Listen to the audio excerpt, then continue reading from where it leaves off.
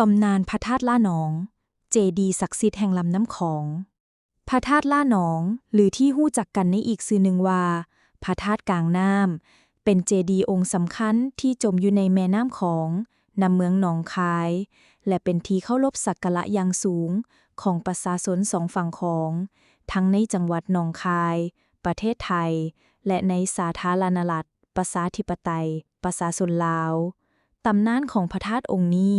เกี่ยวพันอย่างลึกซึ้งกับพระพุทธศาสนา ประวัติศาสตร์ลุ่มน้ำของ และความเชื่อเรื่องพญานาค อ้างอิงตามตำนานอุลังคธาตุ ซึ่งเป็นคัมภีร์ใบลานที่บันทึกเรื่องราวการประดิษฐานพระบรมสารีริกธาตุในแถบลุ่มน้ำของ ได้กล่าวไว้ว่าภายหลังการปรินิพพานขององค์สมเด็จพระสัมมาสัมพุทธเจ้า พระอรหันต์5 องค์ ได้อัญเชิญพระบรมสารีริกธาตุจากประเทศอินเดียมาสู่ดินแดนแห่งนี้ เพื่อประดิษฐานไว้ให้เป็นที่สักการะของมนุษย์และเทวดา พระบรมสารีริกธาตุส่วนฝ่าพระบาทเบื้องขวา9 องค์ ได้ถูกนำมาบรรจุไว้ณเมืองล่าหนอง ซึ่งก็คือบริเวณที่เป็นที่ตั้งของจังหวัดหนองคายในปัจจุบัน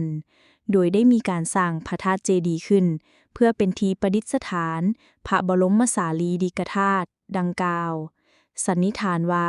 พระธาตุองค์นี้ถูกสร้างขึ้นในช่วงพุทธศตวรรษที่20ถึง22โดยมีลักษณะทางสถาปัตยกรรมเป็นแบบล้านสร้างรูปทรงคล้ายคือพระธาตุบางพวน เดิมทีพระธาตุล่าหนองตั้งอยู่เทิงฝั่งแม่น้ำของในเขตวัดพระธาตุหนองคาย ปัจจุบันคือวัดสิริมหากัจจาย แต่ด้วยกระแสน้ำของที่ไหลแห้งและกัดเซาะตะฟังอย่างต่อเนื่องเป็นเวลาหลายร้อยปีเฮ็ดให้พื้นที่ของวัดและองค์พระธาตุเริ่มถูกทำลาย จนกระทั่งในคืนวันขึ้น9 ค่ำเดือน9ปีพุทธศักราช2390 คศ1847ตาฟังที่ห้องรับฐานองค์พระธาตุก็ได้เพพังลงเฮ็ดให้องค์พระธาตุทั้งองค์สุดโตและจมลงสู่กลางลำน้ำของ นับเป็นเหตุการณ์ที่น่าเศร้าสลดและเสียดายของพุทธศาสนิกชนในยุคนั้นเป็นอย่างยิ่ง ถึงแม้ว่าองค์พระธาตุจะจมอยู่ใต้พื้นน้ำแต่ความศรัทธาของประชาชนก็บ่ได้ลดน้อยถอยลงเลย